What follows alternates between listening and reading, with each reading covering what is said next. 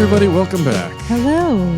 This is Bad Marriages in the Bible, and we are your hosts. I'm Sean. I'm Kate. And we are the founders of Dandelion Ministries, where we create space for people to experience the grace of Jesus Christ in their place of need. We do that through podcasts, through blogs, through music, through visual art, through retreats, and conferences, all sorts of stuff. Art camps, even a YouTube children's show. So we want to create space for you today to hear Jesus' grace in your place of need. And we have been focused on the universal place of need with our sex. The fact that we are broken lovers, as we've said before. That is our definition of sin, that we are called, as Kate said last episode, to love God perfectly, essentially, and to love our neighbors perfectly. And not essentially, just to do that. Yes. That's it. Do it. And we don't. We don't do that. So just watch the news. And we're here to tell you to try harder. That's right. Just love each other more, everybody. Work harder, try harder. Have a great day. That's right. The person that just cut you off as you're listening to this podcast and almost caused you to wreck, go love them better. Anyway.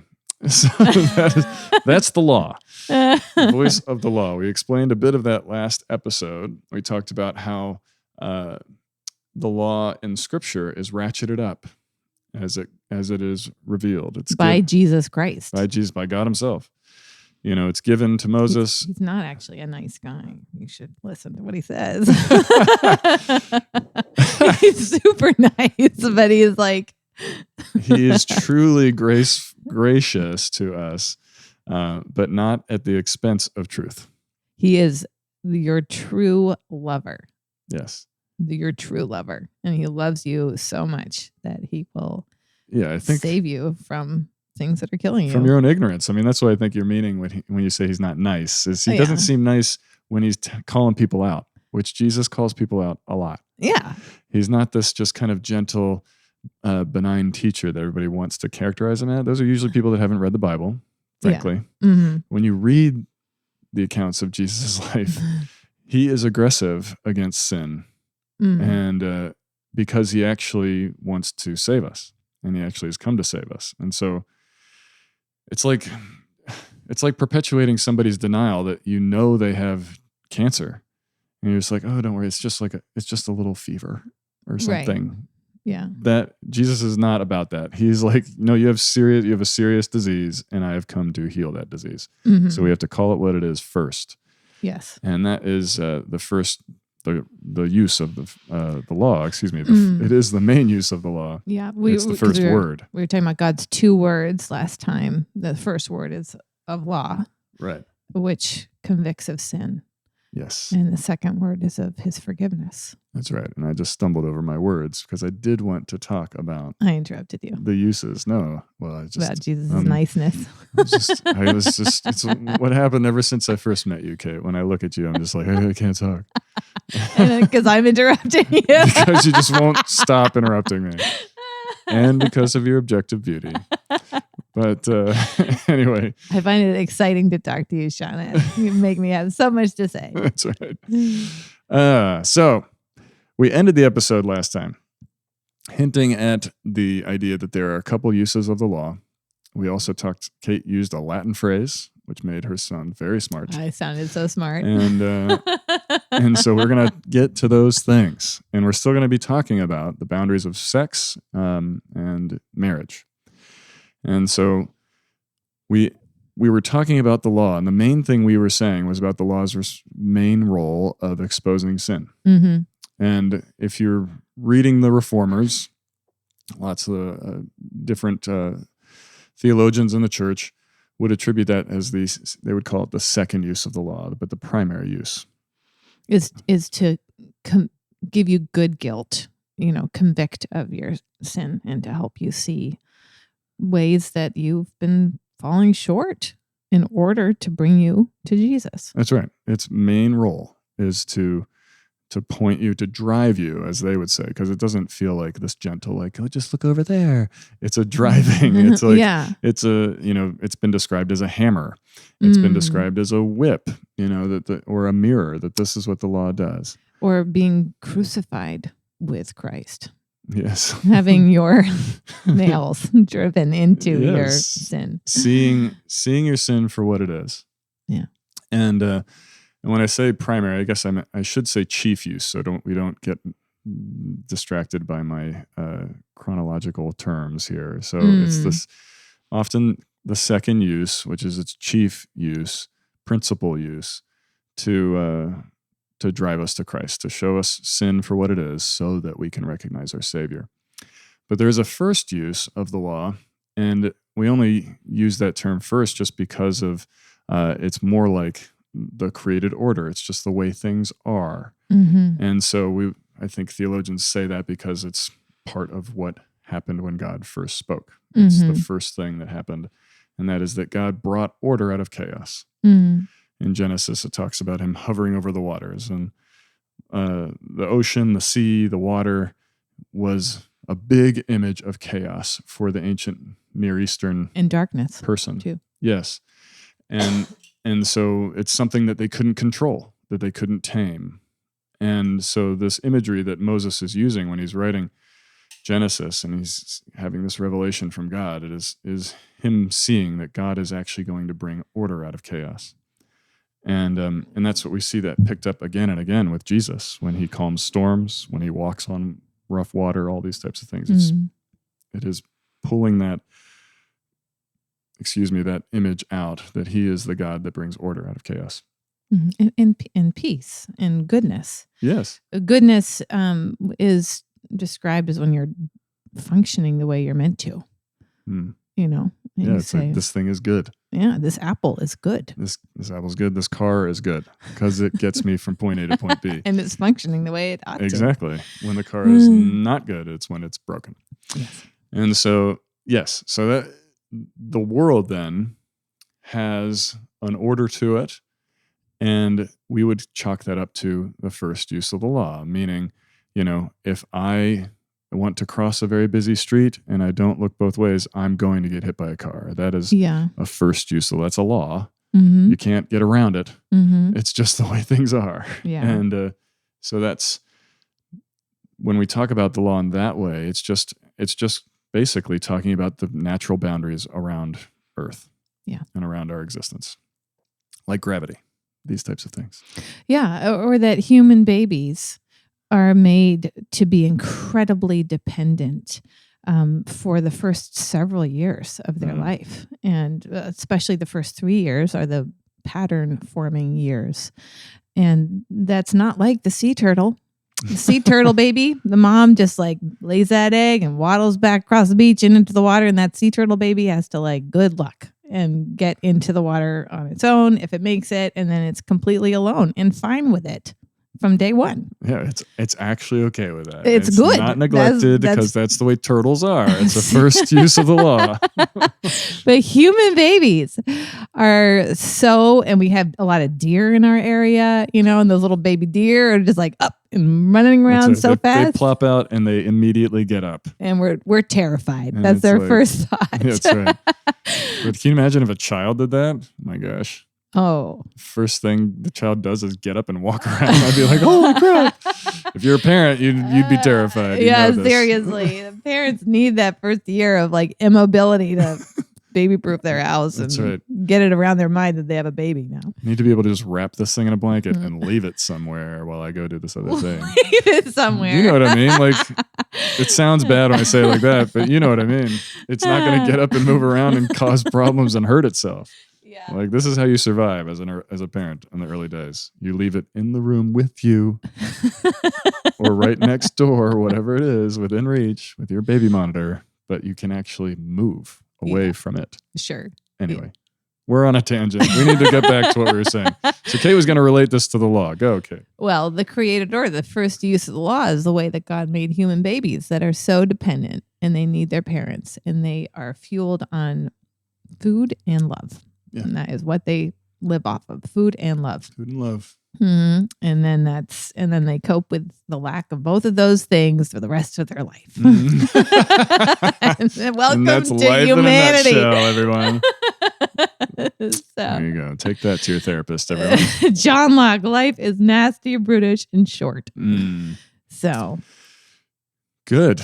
First use of the law. So that's the first use. There has also been a first use of the law created in sex, which is what you're trying to get to, right? Thank you. Yes. And we talked about it last week. It's explicitly given in the law in Leviticus and Deuteronomy. And also painted in Genesis. But it's painted in Genesis in the created order. Yes, that God created man and woman. And in his image, he created them and he gave them to each other so that they might actually become one flesh. And that is the picture in creation. That the full image of God is seen not just in one or the other, but in both man and woman together. And it is seen, we also see then the bounds of their relationship was that they were created to enjoy one another, to be together, and to procreate. Yeah. To go forth and to multiply and to fill the earth. And so these are the initial first use of the law boundaries of sex, that it was in the context of, there was no explicit marriage in the creation, but there was the implied marriage. And we hear that in the New Testament when they pick up on those images of the Garden of Eden. And Jesus himself, when speaking about marriage, he goes back to that Genesis 2 picture. Right. The man shall leave and cleave. And the two shall become one flesh. Right. So that's Jesus's picture of what marriage is. Yeah. So we see a man and a woman in a monogamous relationship, and that sex has a couple purposes. And one of them is to create more people. This is God's creative way through us, which is an incredible thing. I mean, ridiculously wild, crazy, that we are actually able to make more people. It's just weird if you think about it for longer than a second. So like procreation is a big part of sex, and that it takes two to tango, and that it also is about intimacy. That's about actual intimacy between the man and the woman. This idea of becoming one flesh is that there is, with sex, there is this breaking down of barriers between us. There's a real shared understanding of each other, that we actually end up belonging to one another. And this is a radical thing, frankly. And when you look at the most of human history, because of the fall, which we've talked about before at length, there's been animosity between man and woman, and often bears itself out in that the men rule over the women. This is something that was in the curse. And so we see that this idea of women belonging to men throughout the bulk of human history. But the Christian picture that was established in creation, and then it was then redeemed in Jesus, is one of them belonging to each other, and not one ruling over the other. Right. Or one usurping, trying to undermine. Right. The woman would undermine, the man would rule over, and the woman would undermine. That's part of the curse of sin. That's part of the effect of us turning away from God. And so there was that consequence that we brought into the world. Yeah. Of warring against each other. But before that, that Genesis picture, it says the husband and the man and the woman became one flesh, and they were naked and they felt no shame. Yeah. To your point of belonging to each other, where you're fully known and there's safety and there's belonging to each other and enjoyment. Yeah, I was going to get to that next, but Pleasure. I wanted to reference Bridget Jones in light of that feeling no shame, is when she talks about him seeing her wobbly bits. Yes. And him saying he liked her wobbly bits. And that is a beautiful picture of marriage, that you actually do enjoy and cherish those parts of each other's bodies. And you know the story behind them too. That's one of the interesting things that happens in a marriage. There's intimacy, and Kate knows my scars and vice versa, and how they came to be and how my body has changed over the years. and my bald spot, things like that. So, but then, as Kate said, the final one, and maybe it's not the final bit, but one of the other big parts is enjoyment. That sex within that context is something to be enjoyed by the man and the woman. And we talked about it last time a bit too, when you know the Lord and when there's redemption in your relationship, then intimacy has multiple levels. So it's you enjoy it yourself. That's the one that the world latches onto. And we're going to talk about that in a minute. That sex is mostly about my enjoyment. But when we are free in the Lord and in his love, and our relationship is actually one of a picture of reconciliation and redemption, as opposed to kind of competition or fear and anxiety, which is what so much relationship is on earth. When that's the case, then you actually get to, you enjoy it yourself, sex, but you also get to, you enjoy them enjoying it, right? You get to serve your partner and really love them and watch and pleasure them and watch them enjoy being with you. And it's just this beautiful picture of actual true intimacy. There is a mutual desire for both to enjoy it. And you do. And you it's do. Wonderful. And you do. And it's great. And then you have a kid and you're like, what the hell have we done? So anyway. But also, we have to say too that sex is given in marriage, and there's so many couples that can't procreate, right? And that is okay. That is, that Genesis 2 picture is before they have kids. They are, happy. Yeah, they're naked and they feel no shame. They're having a great time, having a good time, and enjoying a fellowship with the Lord. And so we've heard some Christians say that the main purpose for getting married is to have children. And that just sounds so wooden and dead to me. And I don't see that in scripture. There's so many barren people the ones that are written in scripture often do get a child. It's like a miraculous thing. Having children is a blessing for sure. It is, but it's not the only point. That's what you're saying. Yeah. That God has given that oneness in marriage. And it feels so good. And that is that is like, Paul describes that as a picture of the kind of oneness that Jesus has with his bride, which is the church. And that is a very strong, makes a very strong case for the fact that there is more to it than just procreation. Yes.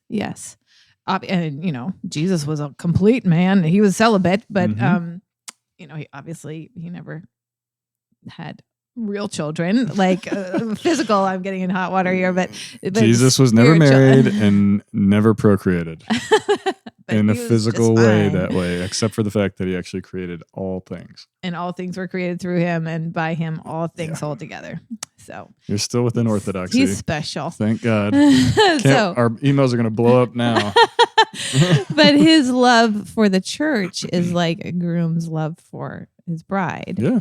And that is that vision of oneness.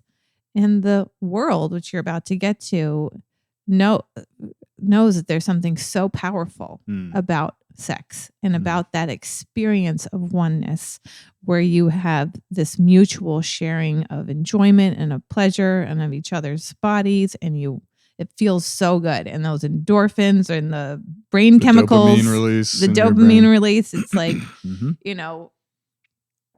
it's great. It's like better than ice cream, as Sarah McLachlan says. Your love is better than ice cream. Go save a puppy.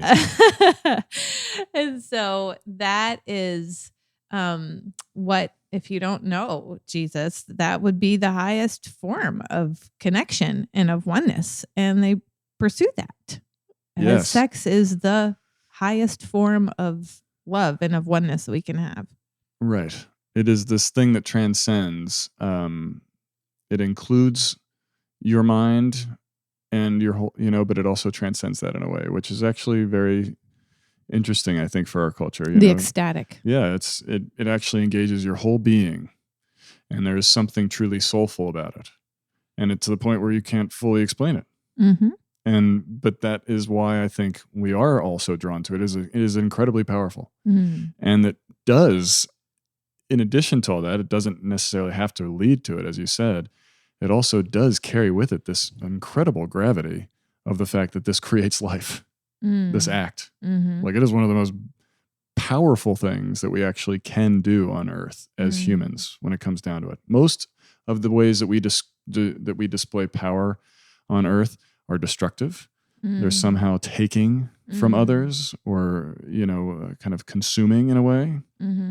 But this is the one that really is purely creative, which is a dramatic thing when you think about that by itself, that we actually can create life. And as you said, it doesn't always happen, and that is it's something that is a challenge for many couples, but it doesn't negate the value of the intimacy that they get to experience.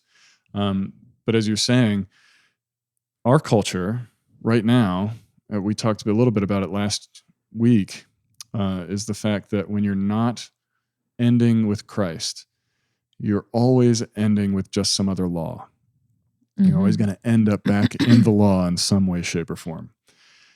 Because we're all still desperate, whether we want to admit it or not, whether we think there's a God or not, it doesn't matter. We are all still having to deal with and cope with law in the world, trying to prove ourselves to somebody, if it's just ourselves, trying to define ourselves, trying to make sense of ourselves. That is all of us wrestling with the law. And the main way that our culture is trying to answer those questions right now, and has for a long time, is through sex. Yeah. It's through our sex.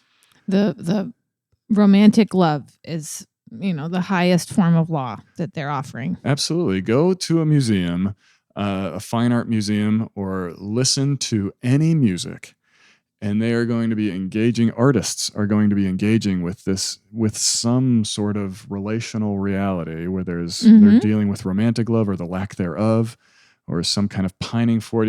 It's all over the place. It's like every song is about trying to find love or having lost love, being in love, whatever it is. Oh, yeah. And this is this is how we emote. Yeah. Is basically what I want to say. Yeah, that's right. We emote on this level because of what you said. It's this highest good that we can come up with. Go to a Murakami exhibit and you'll feel like you're covered in semen. There's so much sex in there. There you go. Just waiting for that one. So on that note, this is the thing, though, that it actually is. We call it liberation. I hinted at this last episode where, since the 60s, we've been talking about being liberated sexually and all this kind of stuff. In Woodstock, everybody was just sleeping with each other. They were all filthy dirty and sleeping with each other. And, you just look at those pictures and you're just like, gosh, it must have smelled so bad. So bad. So anyway, my aside. But we call it liberation.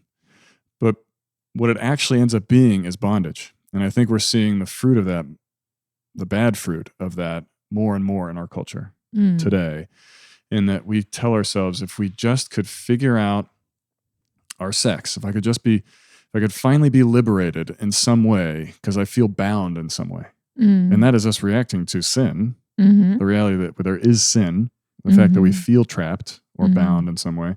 If I could just find freedom there and have everybody accept me as I truly think that I am, then I'd be good, right? But the reality is it actually leaves us in bondage. It becomes our master, and it actually ends up ruling our lives. It's all we think about.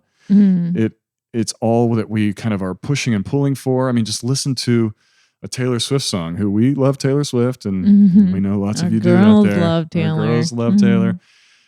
My gosh, the woman would have no material if she could actually figure out how to love somebody right, or be loved. I know. And poor thing, we love her, right? I mean, this is us. I think I've quoted it before on here, but it's Moulin Rouge. The greatest thing you'll ever learn is just to love and be loved in return. My favorite movie. It's one of her. It's just one of the best, and that is a true statement. And it is impossible for us. It's impossible. And Taylor Swift's eras that she's on her tour right now is testifying to that, because the poor girl has been in all these different relationships, and it's never worked out. And she's not alone. I don't want to pick on Taylor. It's like, holy cow, just look at any of us people. She has a very loving relationship with her audience. That's right. And, That's the primary one. This is true. That is a good point. But the reality is it ends up ruling us to the point where today we're so caught up in this attempt to try to define ourselves or try to make it work that we're actually at war with ourselves. It has resulted in the opposite of what we wanted. We thought it would promise us wholeness, but it's actually begun to fracture us to the point where we can't even identify gender anymore. I mean, this is where we are. We're so at odds with ourselves, and sex has become the end-all be-all that it's begun to fracture us. And there's like a lack of acceptance with who we are, and we're fighting. We're fighting against the law of our own bodies. Yes. And I would say the law too, that it's up to you to choose. Like that is a law in of itself that you have to choose. It's Starbucks, it sounds great. Like you get to choose. That's right. But Baskin Robbins, 31 flavors. But laying it on you is actually a burden and a law. Gosh. Yeah. And that's define yourself, child. Yeah. It's terrifying. That it's up to you to choose.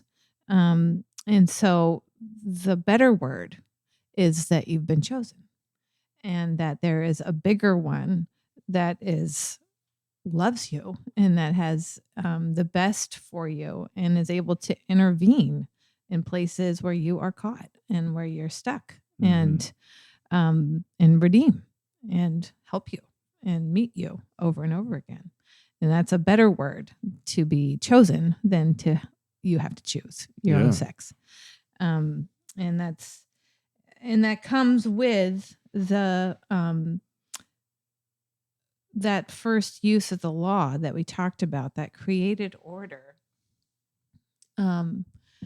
It will, in heaven it says we won't be given in marriage anymore. We will all be one in Christ. And we don't even understand what that means. Right. It's not a huge orgy, which is what some depictions of heaven are. And some Christian cults have taken it that way.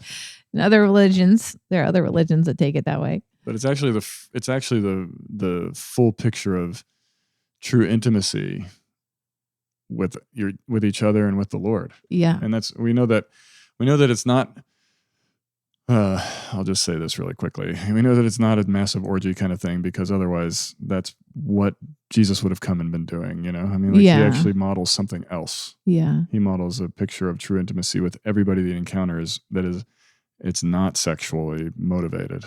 That's right. But it's something better. I mean, and you see this particularly at the woman who was famous for being a sinner. It says that she was well known for being a sinner, AKA. They think it was Mary Magdalene, right? Or it may have been somebody else. It could have, I don't know who it was. Could have been Mary Magdalene, Yeah, we don't actually know. It doesn't give her name in that moment. But she comes and enters into a very embarrassing situation. A Pharisee is hosting a dinner for Jesus. Not really well, but he is doing it. And she enters into this dinner, and she ends up, breaking her beautiful jar of perfume that cost a year's wages over him, and weeping and washing his feet with her tears. Right. And that's a beautiful thing. And you see how much stronger the way Jesus loved her and was removing her shame and giving her a sense of identity and belonging to him, that love was so much greater than whatever kind of well-known thing she was known for, which sounds like she was running a brothel, but you never know. But even if that should be, his love was so much more satisfying and stronger that she was willing to embarrass herself in front of everybody, and it was worth it. And so that is the kind of love that all sinners, no matter what way you're breaking the law, all sinners can know that. That is what Jesus is wanting to do, to show that kind of love to you. Right. and to redeem, and it's going to bear fruit in your life. And even when you're chafing against that first use of the law, the way you're created. Right, your own body. Mm-hmm. Yeah, that is a law to you. The fact that you don't feel at peace with yourself. And that's just one expression of it. I mean, right now we make it out to be some sort of special thing, but it's actually not. And I just want to keep saying this. Our sexual brokenness is just one way that we display our problem. And the plain fact is every teenager I've ever known, and myself included, was not happy about being in their body at times. Oh yeah. In the sense like we war with ourselves and we war with each other. Yeah. This is sin, and this is just one expression of that. This is very contemporary, the way it's manifesting right now in our era. Yeah. And in the next generation, there's going to be probably a different presenting. I mean, sex is always going to be on the table because it's just the way we are. It's because of everything we mentioned before. It's such a powerful thing for us. So it's always going to be in the mix. But I do want to say that it is not the end all be all. I mean, that's what we're trying to say, I think, in some of this. That you can have intimacy, no matter what station of life you're in, Absolutely. That is what Jesus gives to us, is he gives us forgiveness and love in our deepest, darkest places, and intimacy with him, and then intimacy with others. Right. We want to celebrate and enjoy and be for sex. Yes. We want you to hear that. Like, I mean, when we talk about marriage and like that, this is a big part of it. And it's a wonderful thing. And it's a beautiful gift. And Scripture celebrates it. And so we do too. And it is a wonderful gift to enjoy. But not everybody gets to because of the boundaries that we said earlier. Like that this is part of this fallen world, is that there are boundaries upon us. And we're going to probably have to get into this in the next episode, but sex is a wonderful and good thing, and it is not the end all be all. Intimacy, it is one of the deepest ways we can experience intimacy in many ways on this earth, and yet intimacy, true, deep intimacy, is possible without it, because Jesus clearly was able to pull that off. Paul was able to pull that off. Like this is the truth. And so what we want to, the reason why we brought it up as one of the main manifestations, I think, of our brokenness as a culture, we think it's the answer. We think it's the thing that's going to bring all this healing. And it ends up just actually showing us our brokenness even more, because it is just a new law. And we're still contending, or being crushed by, I should say, the reality that we can't keep the law, that we can't perfectly love one another, and we can't perfectly love God. And so our sex just continues to throw that back in our face. The way that we go through, so many relationships, the way that our culture has become like a hookup culture in so many ways. Like it's just, we've actually somehow managed to take intimacy out of sex in so many ways. Oh yeah. Now it becomes totally self-serving in so many aspects with pornography and masturbation, all this kind of stuff. And then the hookup culture, it's truly just about me getting my needs met and hooking up with somebody that I think is hot, swiping through your phone.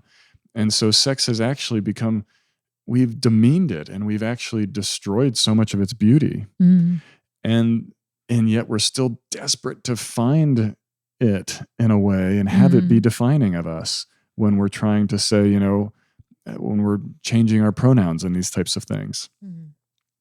And so all our sex is showing us is, man, we are a mess and we are desperate for salvation. And that's what we talked about last week with Jesus's summation of sex and his dealing with the law and saying it's a heart issue, and that we are all guilty of breaking the law with our sex. And so even those in a heterosexual, married, monogamous relationship. Absolutely. I am a sexual sinner, and I've only ever been with you. But I've totally lusted after other people, and I have been a broken man sexually, and I need the Lord's grace and forgiveness there. Well, we're 2 peas in a pod there, but I can tell you what, Jesus's forgiveness and redemption makes something much stronger, has made our marriage stronger, and has made the intimacy much better than there was even before. And it was good before, but it's even better. And that's what Jesus's love and forgiveness does. It makes greater intimacy than there was before. And it's only a foretaste of what we're going to have in heaven. That is the truth, that this, when we try to put anything in the place of Christ, it's going to just result in more bondage. And the freeing word, the one that actually is able to redeem us and to put sex into its proper place, which is a good thing, but it's not the ultimate thing. I don't have to live for it. It doesn't have to control my life. The freeing word is that Jesus Christ has loved you and has saved you and has forgiven you and is enough for you. And he's actually going to bring, as you said before, he's going to bring something new to life. For those of you out there that might be in a situation where you can't enjoy sex according to a biblical standard, which there are many, and none of us have completely. That's why we're making that point. I just want you to hear this very clearly in case you think I'm singling out any people group. None of us have been able to stay within the bounds of a biblical sexual, the biblical boundary for sex. And if you find yourself in that spot where you are actually, sex is actually a place of pain for you because of you're just reminded again and again and again about how your desires or your feelings or whatever are out of those bounds.